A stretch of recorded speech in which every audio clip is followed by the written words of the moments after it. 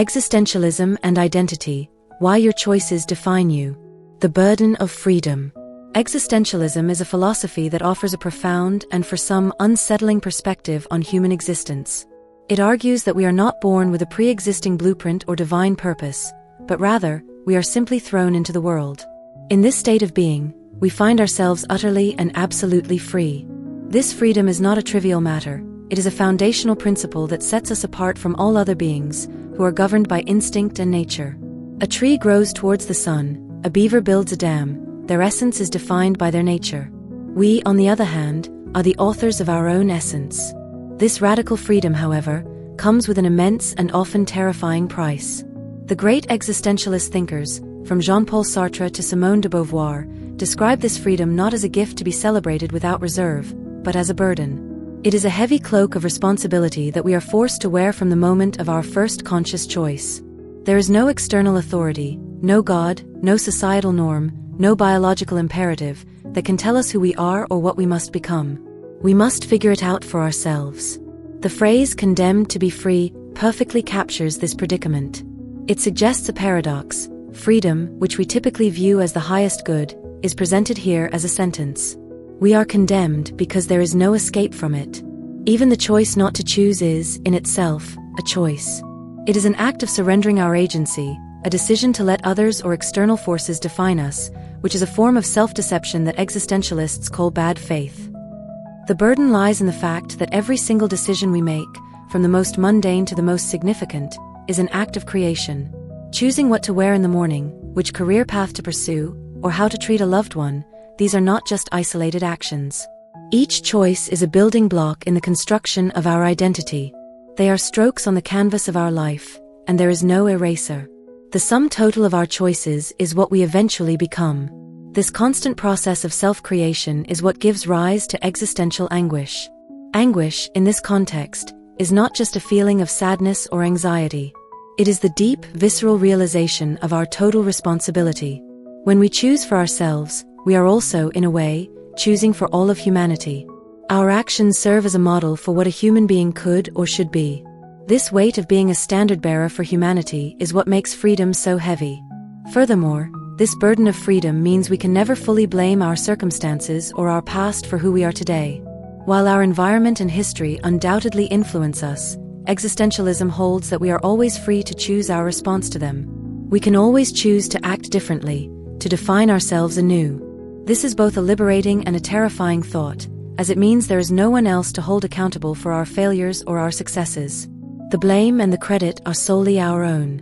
The narrative that will unfold in the following sections will delve into the profound implications of this philosophy. We will explore how our identity is not a static, predefined thing to be discovered, but rather a dynamic, ever-evolving project. It is the result of a continuous series of choices, each one shaping our essence. We are what we do, not what we were told we are. This journey through the principles of existentialism will reveal that the self is not a noun, but a verb. It is something we do, something we create. It requires courage to embrace this truth, to live authentically without the comforting illusion of a fixed destiny. This courage is a choice in itself, a commitment to face the vast, terrifying emptiness of our freedom and to fill it with meaningful action. Ultimately, the burden of freedom is also the source of our greatest dignity. It is the very thing that makes us uniquely human. We are not automatons following a script. We are artists carving our own sculptures, composers writing our own symphonies. The empty space of our freedom is not a void to be feared, but a canvas to be filled. It is the infinite potential that allows for genuine transformation and the creation of a truly unique self. This narrative will explore how this radical freedom forces us to create our own meaning through the choices we make, ultimately shaping our identity from the ground up, one decision at a time. The final word on who we are is written not by fate, but by us, in the ink of our actions. Existence precedes essence. At the heart of existentialist philosophy lies a revolutionary and profound concept: existence precedes essence. To understand the meaning of this statement, imagine a simple man-made object, such as a paper cutter. Before the paper cutter was created, its maker had a clear concept of its purpose: to cut paper. Its essence, or purpose, was already defined before the paper cutter even physically existed. The paper cutter never asked, "Who am I?" because its essence, its purpose, was already embedded in its creation. Its existence was simply a manifestation of that already existing essence. Now, turning our attention to human beings. Existentialists argue that we are not like the paper cutter. We were not created with a purpose predetermined by a divine entity or by the universe. We do not have a ready-made essence waiting for us to fulfill. Instead, we simply exist. We are born into the world as conscious beings, as some things that have no inherent definition, purpose, or meaning. We are what Sartre called conscious nothingness. This nothingness is not a lack, but rather an infinite canvas. From the moment we exist, we begin to define ourselves through every choice we make and every action we undertake. Every decision, from small things like ordering coffee to big things like choosing a life partner, adds another stroke to our ever-evolving self-portrait. Our essence, who we are, what our life means, and what values we hold, is not given to us. It is something we create from scratch, through a lifetime of accumulated experiences, actions, and reflection. This is both a liberating and terrifying concept. On the one hand, it frees us from the notion of a predetermined destiny or rigid social roles. If existence precedes essence, then we have the freedom to be whatever we want. No one can tell us we should be a doctor, an artist, or a parent. We have absolute freedom to define ourselves, without limitations. We don't have to be a predetermined best version of ourselves, because no such version exists. We simply have to be authentic to the person we are creating. On the other hand, this freedom is incredibly frightening. If there is no established essence, there is no guide, no map, and no safety net. If we fail, we cannot blame fate or the universe. The full responsibility rests on our shoulders. No reason outside ourselves can justify our actions or lack of action. This burden, known as radical freedom, places us in a unique position, the only beings who are entirely responsible for their own existence. Imagine the difference between a human and a lion. A lion has an inherent essence. It is a predator, it hunts, and its behavior is largely determined by its instincts. A lion cannot choose to be a vegetarian or a teacher. Its essence precedes its existence. However, for humans, there are no instincts that determine in the same way. We can choose to be good or evil, heroes or cowards, artists or scientists. These choices, and others, collectively constitute who we are. Image of a lion in the wild. The statement existence precedes essence fundamentally challenges traditional notions of identity and morality. This suggests that our values and morality do not come from external sources, but are created through our actions. If I choose to be an honest person, that honesty is not a quality I was born with, it is a quality I create through my honest actions. With each action, I affirm and carve out my moral identity. The consequence of this concept is that we are never truly finished. Our identity is not a final achievement, but rather a continuous process. We are always in a state of becoming. Every day is an opportunity to reaffirm who we are or to start over and become something entirely different. The question, who am I, is not answered by looking within ourselves to discover a hidden essence, but by looking back at our actions and looking forward to the actions we will choose. In this context, life is not about finding ourselves, but about creating ourselves. Each day is a blank slate on which we can write a new chapter. It is a struggle to live authentically, to embrace our absolute freedom and its attendant responsibilities, without hiding behind prescribed roles or false destinies. Therefore, the idea that existence precedes essence serves as a call to action. It is a challenge to stop looking outside ourselves for answers and start looking within ourselves, not to find our ready-made selves, but to begin the never-ending lifelong project of creating ourselves. The anguish of choice. The existentialist view of freedom is not a light and airy concept, but a profound and often crushing weight. With radical freedom comes radical responsibility. This means that for every choice we make, we are not just deciding for ourselves. We are, in a sense, acting as a model for all of humanity. This is the source of existential anguish. It is not simply a feeling of anxiety or dread, but the deep, unsettling realization that the burden of defining what it means to be human rests squarely on our shoulders. Every decision, from the most mundane to the most monumental, is a statement about our values and what we believe a person should be. Consider the simple act of choosing a career path. This is not merely a decision about what you will do to earn a living, it is a declaration of your identity and your purpose. Will you choose a path of service, a path of creativity, or a path of commerce? Each choice represents a different set of values and a different way of being in the world.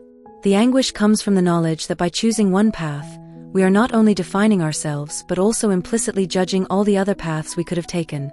We are, at that moment, creating a universal human image in our own likeness. This concept is what Jean-Paul Sartre called anguish, and he argued that it is an inescapable part of the human condition. It is a feeling of full and total responsibility for our existence. When we make a choice, we are not just saying, "This is what I want to do." We are saying, "This is what a human being should do in this situation." This is a terrifying thought because it means our every action has ethical weight, not just for ourselves, but for everyone. We become legislators of our own morality, and that is a task for which we are utterly unprepared. The anguish of choice is particularly acute in moments of moral ambiguity.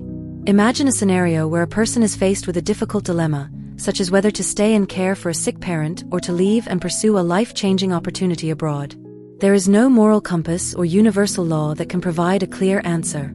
Both choices are valid, and both carry immense weight. The anguish arises from the fact that the individual must create the moral value of their choice. They must decide what is right for them, knowing that this choice has no external justification. They are alone in their decision, and their very being hangs in the balance. Furthermore, this anguish is a key driver of bad faith, a form of self-deception where we pretend we are not free. To escape the terrifying weight of our responsibility, we often try to convince ourselves that our choices were not our own. We might say, "I had no choice, society made me do it," or "it was just my nature." By doing this, we attempt to objectify ourselves, to become like a rock or a tree, a being whose essence is fixed and predetermined. But existentialism argues that this is a lie. We are always free, and our attempts to deny this freedom are what make us inauthentic. The anguish also stems from the realization that our choices are always made in the face of nothingness. There is no pre-existing meaning in the universe. The world is indifferent to our struggles and our desires. This void of meaning means that we cannot look to the world for guidance or validation. We are the ones who must create meaning, and we do so through our choices. The anguish is the feeling of standing on the edge of that abyss, knowing that we are the sole architects of our own meaning and purpose. The existentialist perspective, therefore, is not a call to despair, but a call to courage. Embracing anguish is the first step toward living authentically. To face the terror of our freedom and responsibility head-on is to live a life of genuine purpose. It means acknowledging that there is no script and that we are the playwrights, directors, and actors of our own lives. It requires a profound act of will to continue choosing and creating, even when the weight of that responsibility feels overwhelming. This understanding of anguish forces us to take every choice seriously. It transforms every decision, no matter how small, into a significant act of self-creation. The simple act of choosing to be kind to a stranger is not just a polite gesture, it is an affirmation of a certain kind of humanity, a rejection of cynicism, and a deliberate act of creating a better world. Ultimately, the anguish of choice is the necessary counterpoint to our freedom. Without this feeling of profound responsibility, our choices would be meaningless. It is this very anguish that gives our decisions their ethical weight and makes our lives a continuous and vital project of self-definition. It is the price we pay for the dignity of being truly free. In essence, this chapter explores the heavy truth that our identity is not a passive state but an active, ongoing construction. It is a product of our choices, each one made under the heavy, but ultimately empowering burden of our absolute responsibility. Our identity is forged in the crucible of anguish, and it is in this fire that we become who we truly are. The role of authenticity. In the face of the overwhelming burden of freedom and the anguish of choice, existentialism offers a guiding principle for navigating life: authenticity. To live authentically means to embrace our radical freedom and to accept full responsibility for our choices. It is a commitment to being true to ourselves, not in some pre-established or fated sense, but in the sense of actively creating our unique identity through our actions. Authenticity is not a state of being we achieve, but an ongoing process, a continuous struggle to align our actions with our self-created values, rather than with the expectations of others or the roles society has laid out for us. Authenticity is fundamentally an act of courage. It requires us to resist the powerful social and psychological pressures to conform. We are constantly tempted to live in a way that is comfortable, easy, and approved by those around us. This is the path of least resistance, where we allow our identity to be shaped by external forces, by our family's expectations, our culture's traditions, or our peers' opinions. An authentic person, however, refuses to be defined by these external scripts. They listen to their own inner compass, which they themselves have forged through their choices, and they act in accordance with it, even if it means standing alone. The opposite of authenticity is inauthenticity, which is a form of self-deception. This is where we pretend we are not free and deceive ourselves into believing that our actions are dictated by forces beyond our control. A classic example is a waiter who acts out the role of a waiter machine, so completely absorbed in the social ritual of his job that he forgets his own freedom. He denies his capacity to choose to be anything other than a waiter. By doing this, he avoids the anguish of his freedom and the burden of creating his own identity. He has chosen to be a thing, a static object with a fixed essence, rather than a conscious being in the constant process of becoming. Inauthenticity also manifests in blaming circumstances.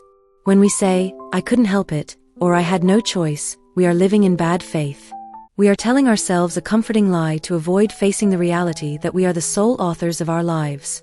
A person who blames their unhappy life on their upbringing or a bad economy is living inauthentically. While these factors may present genuine challenges, an authentic person recognizes that they still have the freedom to choose their attitude, their response, and their next action. The circumstances may be difficult, but our response to them is always our own. Living authentically means embracing our freedom and the uncertainty that comes with it. It means facing the truth that there is no pre-existing meaning in the universe and that we are the ones who must create it. The authentic life is not about finding a hidden truth about ourselves.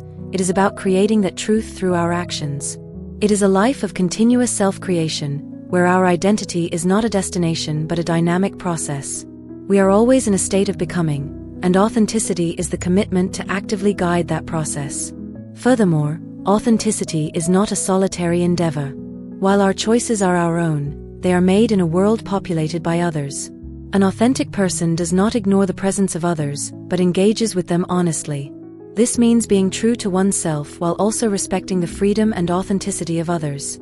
It is about building genuine connections and relationships that are not based on social roles or expectations, but on mutual recognition of each other's freedom. To be authentic is to be a person of action, not just contemplation. Our true self is revealed not in what we think or intend, but in what we do.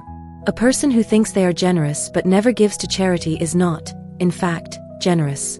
A person who believes they are brave but never stands up for their beliefs is not brave. Authenticity demands that our actions be a true reflection of the values we claim to hold. It is the living out of our convictions. The pursuit of authenticity is what gives our life its unique significance. It is what separates a life of purpose from a life of mere existence. A life lived inauthentically is a life on autopilot, a life where one is merely a passenger. A life lived authentically is a life where one is the driver, actively steering their own course, navigating the difficult terrain of freedom with integrity and courage. Ultimately, the role of authenticity is to serve as a compass for the existential journey. It does not provide us with a map, but it tells us how to navigate. It is the practice of living without a mask, of facing our own truth, and of creating an identity that is a genuine reflection of our choices.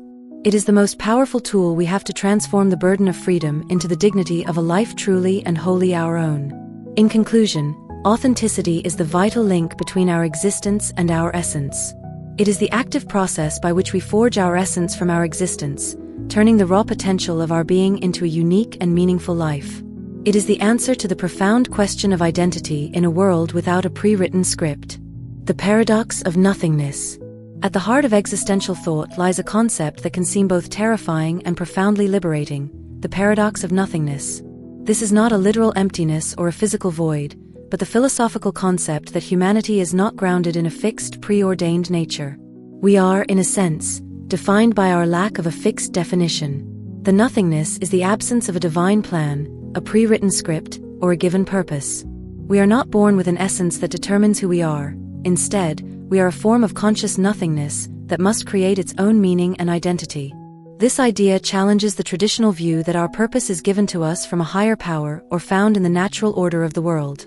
Existentialism argues that there is no inherent reason for our existence. The universe itself is indifferent to our presence and our desires. This void is what separates us from all other objects and beings. A stone is a stone, it is defined by its physical properties. A plant is a plant, It is defined by its biological essence. But a human being is not a human being in the same fixed way. We are a project of becoming, an existence that is constantly filling its own emptiness with meaning. The terror of this nothingness lies in the immense responsibility it places on our shoulders. If we are not given a purpose, we must create one. If there are no pre-existing values, we must invent them. This is a lonely and daunting task. It is the core of existential dread, the chilling realization that we are fundamentally ungrounded and that our lives, and all the meaning we find in them, are a product of our own deliberate and often difficult choices. There is no one to blame but ourselves if we fail to create a life of meaning. However, the paradox is that this nothingness is also the source of our ultimate freedom. If we were born with a fixed essence, we would be mere automatons, acting out a predetermined script. We would be slaves to our nature. But because we are a nothingness, we have the radical freedom to be anything. The void is not a sign of our doom but a canvas for our creation. It is the infinite potential that allows us to define our own values, choose our own paths, and forge an identity that is uniquely our own. Consider the artist facing a blank canvas. The emptiness of the canvas is not a barrier, it is an invitation. The artist is not told what to paint, the artist must create from their own vision. The nothingness of the canvas is what makes the final work a unique expression of the artist's identity. In the same way, the nothingness of our existence is what makes our life a unique and personal masterpiece. We are the artists, and our life is the canvas. This idea of nothingness is what pushes us toward action. Since there is no inherent purpose, our purpose must be made through what we do. Our identity is not found through introspection alone, but through engagement with the world. We are not defined by our thoughts or our potential, but by our concrete actions. This is the ultimate test of authenticity, to confront the void and to fill it with meaningful choices, not just dreams or intentions. The paradox is that we must continually reaffirm our identity against the backdrop of this nothingness. Our sense of self is not a solid monument, it is a temporary structure that must be rebuilt with every choice. The who I am of yesterday is not guaranteed for tomorrow. We must constantly choose to be the person we are creating. This is a constant, ongoing struggle, and the nothingness serves as a constant reminder of our freedom and our responsibility.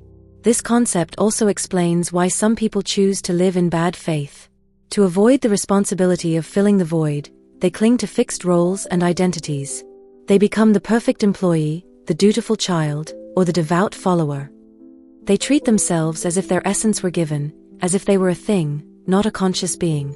In doing so, they trade their freedom for the illusion of security, but at the cost of their authenticity. Ultimately, the paradox of nothingness is an empowering truth. It means that our lives are not a puzzle to be solved, but a story to be written. The blank pages of our existence are not a cause for despair, but an opportunity for creation. This understanding frees us from the constraints of destiny and places the power of self-definition squarely in our own hands. In conclusion, the paradox of nothingness is the most fundamental aspect of the existential journey. It is the backdrop against which all our choices take on their profound meaning. It is the void that we are condemned to fill with our purpose, and in doing so, we become the authors of our own essence and the true creators of our identity. Bad faith and self-deception. In the face of the profound freedom and responsibility that define human existence, many people find the weight too heavy to bear. The existentialist answer to this dilemma is the concept of bad faith, or mauvaise foi, a form of deep-seated self-deception. Bad faith is not merely lying to others, it is the act of lying to oneself to escape the terrifying reality of one's own freedom. It is the deliberate attempt to deny that we are the sole authors of our lives by convincing ourselves that we are a fixed thing, a being with a predetermined essence, much like an object or an animal. Jean-Paul Sartre, who popularized this concept, offered a classic example of a cafe waiter. The waiter moves with a certain stiff, precise choreography, as if he is merely playing a role. He is not just a waiter, he is the waiter, completely absorbed in the social ritual and expectations of his job. In doing so, he is in bad faith. He is treating himself as if his identity is completely defined by his occupation, as if he has no choice but to be this waiter machine. He denies his freedom to be something else, to act differently, or even to quit. He chooses to be an object, a waiter, to avoid the anguish of being a free human subject. This self-deception manifests in countless ways in our daily lives. We are in bad faith when we attribute our actions to external forces. I had to do it, we say, even when we know we had a choice. We blame our upbringing, our genes, our circumstances, or societal pressure.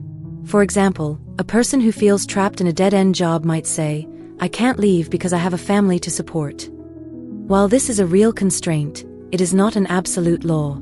The person is choosing to prioritize security over freedom and is then deceiving themselves into believing that no other choice was possible. This allows them to avoid the responsibility for their unhappiness. Bad faith is also present when we identify too strongly with a social role. The dutiful daughter who can't stand up to her parents, the hard-working student who never questions the curriculum, the loyal employee who never speaks out against injustice, all are at risk of living in bad faith. They have taken on a role so completely that they have lost sight of the fact that the role itself is a choice. They have allowed their essence to be defined by a social label, rather than by their own conscious actions and decisions. The root of bad faith is the fear of nothingness. As we explored earlier, nothingness is the void of pre-given meaning and purpose. To live in good faith, to live authentically, is to confront this nothingness and to fill it with our own self-created meaning. This is a terrifying task. Bad faith is the escape from this task. By pretending we are a fixed thing with a clear essence, we create a false sense of security and purpose. We lie to ourselves to avoid the overwhelming responsibility that comes with our radical freedom. Another form of bad faith is what Sartre called the spirit of seriousness. This is the attitude that treats abstract ideas or moral laws as absolute, external truths that must be obeyed without question. A person who is in bad faith might say, I am doing this because it is the right thing to do, believing that the right thing is an objective pre-existing fact. But from an existentialist perspective, this is a lie. We are the ones who create these values through our choices. To treat them as external laws is to deny our own role in their creation and to hide from our responsibility. Living in bad faith is ultimately a refusal to be human in the fullest sense.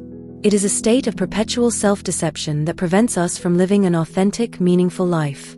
It keeps us from taking ownership of our choices and therefore, from taking credit for our successes or learning from our failures. The inauthentic person is a spectator in their own life, observing their actions as if they were being performed by a stranger. To overcome bad faith is to recognize it. It requires a profound act of honesty with oneself. It means acknowledging that there is no script, that we are not things, and that every choice, no matter how small, is a moment of self-creation. It is a continuous effort to align our inner thoughts with our outward actions, to take full responsibility for our being in the world. The existentialist goal is not to eliminate this temptation for bad faith, but to be constantly vigilant against it. We are always at risk of slipping back into self-deception. The choice to live authentically is not a one-time decision but a continuous process of confronting our freedom and embracing our responsibility, even when it is uncomfortable or painful. In conclusion, bad faith is the existentialist diagnosis of a common human problem, our tendency to run from our freedom. By understanding this concept, we can begin to see the subtle ways we deceive ourselves. The first step toward creating a life of genuine meaning and purpose is to stop pretending we are not free and to accept the liberating, if terrifying, truth that our choices, and our choices alone, define us. Action over contemplation. Existentialism is not a philosophy of passive thought, but a philosophy of action. A central tenet is that we are not defined by our intentions, our thoughts, or our feelings, but by what we actually do. This belief stands in stark contrast to many other philosophical traditions that place a higher value on contemplation or inner states of being. Existentialism holds that a person's true identity is not found in the quiet confines of their mind, but in their concrete actions in the world. The saying, "If you want to know who you are, look at what you have done," perfectly encapsulates this idea. Consider the difference between two people. One person might spend their entire life thinking about being a kind and generous person. They might write in their diary about their intention to help others, and they might genuinely feel a great deal of sympathy for the suffering of others. But if they never actually perform a single act of kindness, if they never give to charity, volunteer their time, or offer a helping hand to a friend, are they truly a kind and generous person? An existentialist would say no.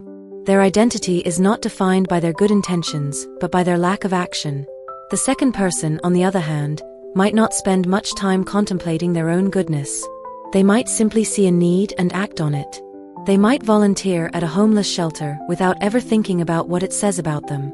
They might help a stranger change a flat tire without seeing it as a moral act. According to existentialism, this person's identity as a helpful, compassionate person is forged in these actions. It is not an identity they chose to have, but one they created through their deeds. This emphasis on action means that our lives are a continuous process of self-creation through deeds. Our existence is not a fixed state but a dynamic project. Every action, no matter how small, is a brushstroke on the canvas of our life. The identity of a writer is not found in their desire to write, but in the physical act of putting words on a page. The identity of a baker is not found in their love of bread, but in the act of kneading dough and baking loaves. The potential and the desire are meaningless without the action to bring them to life. This focus on action also serves as a check on self-deception. It is easy to lie to ourselves about who we are in our thoughts. We can imagine ourselves as brave, intelligent, or loving. But our actions are a more honest mirror. If we claim to be brave but always retreat in the face of conflict, our actions reveal the truth of our cowardice. If we claim to be honest but constantly tell white lies, our actions reveal our dishonesty. Our deeds expose the gap between who we think we are and who we actually are. Furthermore, a life of inaction is a life of inauthenticity. When we fail to act, we are allowing our potential to remain a mere possibility. We are refusing to engage with our freedom and to take responsibility for our lives. This refusal to act is itself a choice to let our identity be defined by what we are not, rather than by what we are. It is the choice to live as a spectator in our own lives. The existentialist call to action is not a call to thoughtless busyness. It is a call to purposeful and deliberate action. It is about making choices and then following through with them, knowing that each action is a moment of self-creation. This is what gives our choices their weight and our lives their meaning. Without action, our freedom is an empty concept, and our anguish is a pointless dread. This philosophy also reframes the concept of purpose. Purpose is not something we discover, it is something we create through our actions. By committing to a cause, a project, or a relationship, we give our lives a purpose. This purpose is not a universal truth but a personal one, forged by our deliberate choices and sustained by our continuous actions. Ultimately, the emphasis on action over contemplation is a powerful antidote to a life of paralysis. It pushes us to move beyond our anxieties and our self-doubt and to engage with the world. It reminds us that our identity is not a given but a conquest, won through the battles we choose to fight and the deeds we choose to perform. In conclusion, the existentialist view of identity is a radical one. We are not defined by what we are, but by what we do. Our identity is not a static noun but an active verb. It is a continuous project, forged in the crucible of our choices and revealed in the mirror of our actions. It is through action that we transform our existence into a unique and meaningful essence.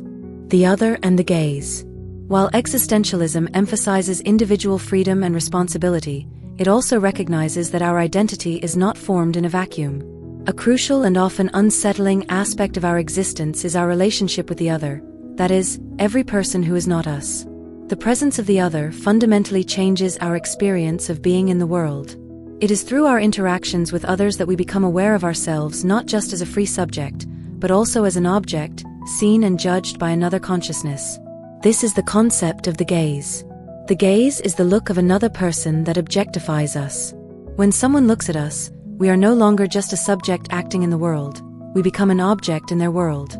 They see us not as a free consciousness but as a fixed entity with a set of attributes: a man, a woman, a student, a worker, a good person, a bad person. This is a moment of profound vulnerability and unease. We lose the sense of our own absolute freedom and are forced to see ourselves through the eyes of someone else, a perspective we cannot control. Consider a simple, everyday example. You are walking down the street, feeling completely absorbed in your own thoughts and actions. You are the center of your universe. Then, you notice someone looking at you. In that instant, your world shifts. You become acutely aware of your posture, your clothes, the way you are walking. You are no longer just existing freely, you are being perceived.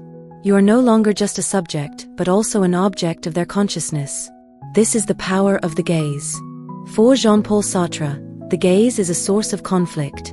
It is a fundamental truth that hell is other people, not because others are inherently evil, but because their very existence robs us of our total freedom. When we are alone, we have a sense of being an absolute consciousness. But the moment another person enters our world, we are confronted with the existence of another consciousness, one that sees and judges us. Our total freedom is compromised by the fact that we are seen, defined, and potentially judged by another's gaze. This isn't to say that the gaze is always a negative experience. It is also a necessary part of how we form our identity. We often come to understand who we are through our interactions with others. The way others react to us and the roles they cast us in can inform our own sense of self. However, an authentic person recognizes that these perceptions are not the whole truth. They acknowledge the existence of the gaze, but refuse to be entirely defined by it. They use the feedback of others to refine their self-understanding, but they do not surrender their freedom to others' opinions. The danger lies in living in bad faith by surrendering to the gaze. A person who lives solely for the approval of others is living inauthentically. They have allowed the gaze of the other to become their primary definition of self. They might change their opinions, their behaviors, and even their values to fit what they believe others want them to be. In doing so, they have objectified themselves and abdicated the responsibility of their own freedom. They have become an echo of someone else's expectations. Living authentically in a world of others means engaging in a constant negotiation. We must be aware of the gaze without letting it control us. It means recognizing that the way others see us is only one part of the story, and that our own self-created essence is the other. It is a difficult balance between being open to the world and maintaining a steadfast commitment to our own freedom and values. The gaze also serves as a reminder that our freedom is not absolute in a physical sense. While we are free to choose our actions, the presence of others can limit our possibilities. For example, a person might be free to walk down a street, but the presence of others can make that act feel constrained by social rules and expectations. This interaction is part of the challenge of living a free and meaningful life in a world of shared consciousness. Ultimately, the concept of the other and the gaze highlights the complex and often paradoxical nature of human identity. We are at once a radically free subject and a being seen and defined by others. Our identity is not a solitary creation but a project that unfolds in the tension between our own consciousness and the consciousness of others. In conclusion, understanding the gaze is essential to living an authentic life. It is a powerful reminder that our identity is a dynamic process, one that is constantly being shaped not just by our own choices, but also by our interactions with the world and the people in it. To be authentic is to face the gaze of others with courage, to acknowledge our being for others without surrendering our being for ourselves. Living with absurdity. The final and perhaps most defining challenge for the existentialist is to confront the absurdity of human existence. The absurd is the fundamental conflict that arises from the collision between humanity's innate need to find meaning, order, and purpose in the world, and the universe's silent, meaningless indifference. We are creatures that ask why. But the universe offers no answers. It simply exists. This is the great paradox that existentialism forces us to face. We desperately search for a reason to be, but the world provides none. This absurdity is a source of profound discomfort and, for some, a reason for despair. A person who seeks a grand cosmic purpose for their life, a divine plan, a pre-written destiny, is bound to be disappointed. When they discover that the universe is not listening, that it offers no validation or inherent meaning, they can be plunged into nihilism, believing that since there is no ultimate purpose, nothing matters. This is a common and understandable response to the absurd, but it is not the existentialist conclusion. The existentialist response, most famously articulated by Albert Camus in his essay The Myth of Sisyphus, is not to succumb to despair but to rebel against the absurd. This rebellion is not a violent overthrow of the universe, but an inner, philosophical defiance. It is the act of accepting the meaningless nature of the world, while simultaneously asserting our own will to create meaning. We are not a part of the universe's grand plan, we are the ones who must invent the plan. Camus' Sisyphus is the perfect hero of the absurd. He is a mythological figure condemned by the gods to an eternal meaningless task, rolling a boulder up a hill, only to watch it roll back down.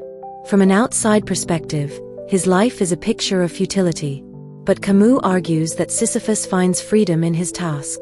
In the moment he walks back down the hill to retrieve the boulder, he is fully conscious of his fate. He knows his task is pointless, and in that very awareness, he triumphs over it. He has chosen to embrace his absurd condition. Living with absurdity, therefore, is an act of defiance. It is the conscious choice to continue living and striving even though we know our efforts will never culminate in a final universal truth. It is the commitment to create, to love, and to pursue our passions, not because they are part of a divine plan, but because they are our own plan. Our meaning is not found, it is made. This rebellious acceptance of the absurd is what gives life its unique dignity. It is what separates us from the unthinking objects of the world. We alone are the creatures who know our lives are absurd, and yet we choose to live them with passion and purpose. This is our heroic act. It is a moment of profound freedom when we realize that the universe has no power over us, for its indifference cannot take away the meaning we create for ourselves. In this light, the absurdity of life becomes a source of liberation. It frees us from the tyranny of external validation.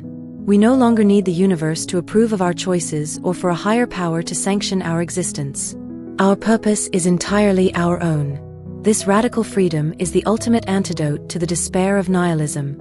If nothing matters, then we are free to choose what matters to us.